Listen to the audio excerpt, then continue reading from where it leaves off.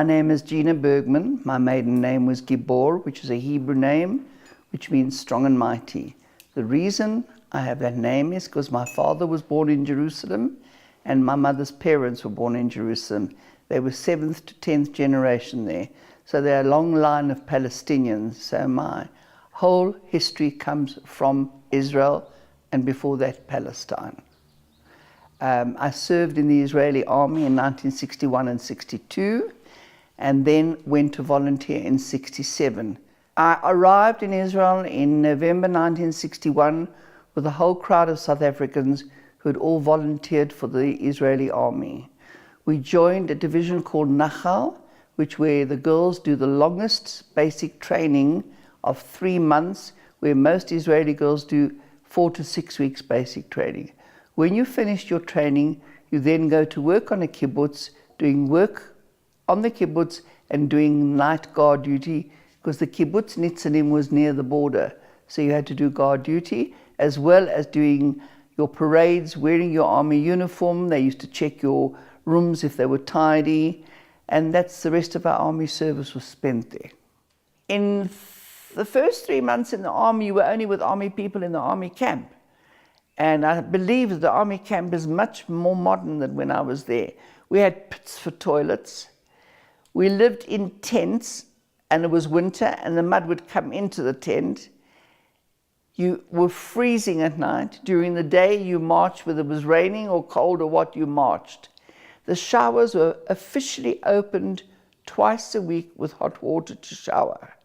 But we South Africans who are used to showering every day found a window that was open that we used to climb through and shower every day.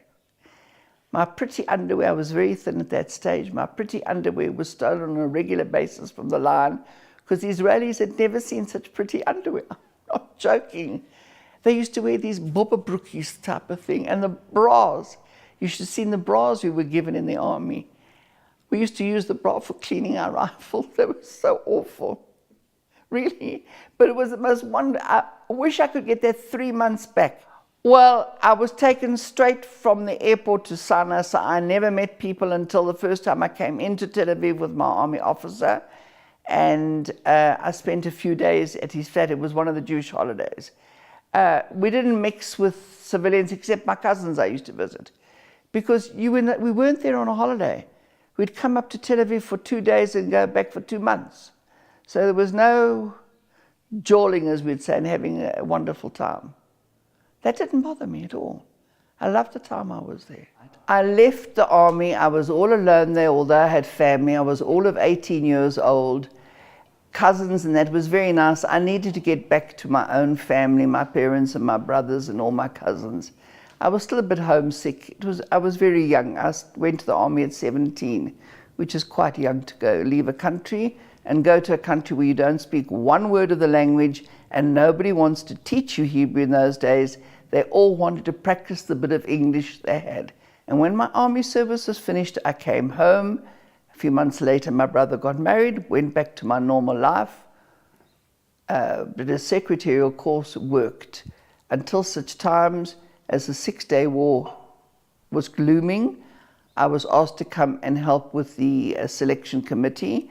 I told my boss, who was a very nice Jewish guy, he said, take as much time as you want. If you want to go to Israel, go to Israel.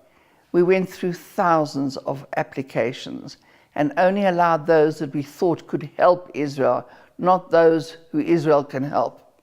Just before leaving for Israel, and I'll show you 1 or 2 pictures, I chopped my hair off short, knowing what I was going to. The other girls, I laughed at them. They arrived not with sleeping bags, they arrived with their hair rollers and their makeup and their lipstick and their false eyelashes, which they never ever used. We knew they wouldn't use them, but you couldn't tell them when you were interviewing. They knew better. They even had false nails on and pedicures. They didn't know what they were in for. I left on a plane load full of volunteers. When I arrived, the South African Zionist Federation were there to meet us.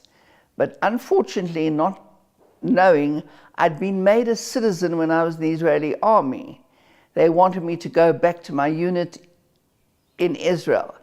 And the Zionist Federation made a deal that I would go and work in the Sinai desert with the army, but as a volunteer, not as a soldier. So it was different to most of the kids. We were sent to a place called Jabal Libni, which means white mountain in Arabic. There was no water, no roads, old Arab huts. The food was atrocious because the water that arrived from Ashkelon was hot when it arrived. The bread by the time it got to us was stale. But getting back to when we were interviewed, there were people interviewing what job you should do. There was a madrich there, and they were sending the girls to the kitchen. And when I went in, I said, there is no ways I am going to work in a kitchen. I've served in the army. I'm not doing kitchen work. I want to do a job here. And the madrich said to me, can you use a a big truck? I said, of course I can. Never been in a truck in my life. I asked one of the boys, how do you double declutch? He explained to me, got into a truck, went for a test. I don't know where the paper is. I hold an Israeli army license for trucks. My job entailed getting up at 1 o'clock in the morning. Due to the heat, we would go with one truck, 2 drivers, to the next camp, which was Nachel further down, where there were volunteers who'd brought all the booty, which was the Arab trucks, the jeeps, or whatever they could find, hand grenades, firearms, machine guns, mines. They brought to Nachel, and from Nachel we'd bring it up together with another truck. So one truck went, 2 trucks came back. And this went on from 1 o'clock till about 8 in the morning. When it got too hot, we had to stop working, 8, 9 o'clock in the morning. The rest of the day, you had to sleep. It was boiling hot. No air conditioning, no fans in those days. They didn't exist. We used to find boxes of bullets, boxes of grenades, boxes of mines. We also drove where there were mines. We had to be very careful. We had somebody going in the front to check for mines so we could drive the jeep, because we didn't have roads yet in the beginning. When they eventually had the roads, we knew. But if you had to drive off the road, you had somebody going checking mines. It was very dangerous there. But I loved every minute of it. I love Israel. If I were 20 years young and in good health, I wouldn't be here for 2 minutes. I'd be living in Israel, as hard as it is.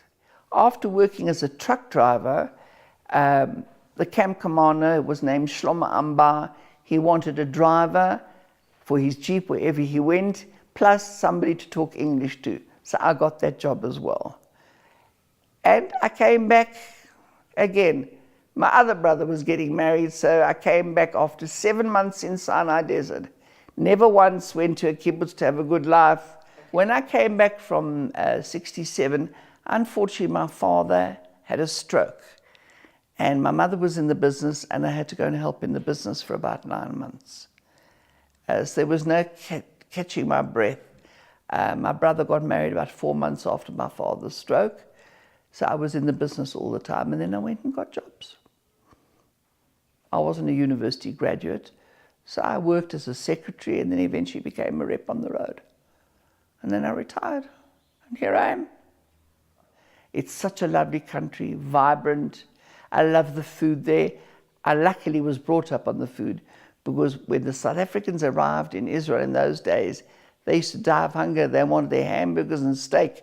And when you got to Tel Aviv, you got hummus and falafel, which they thought was not food.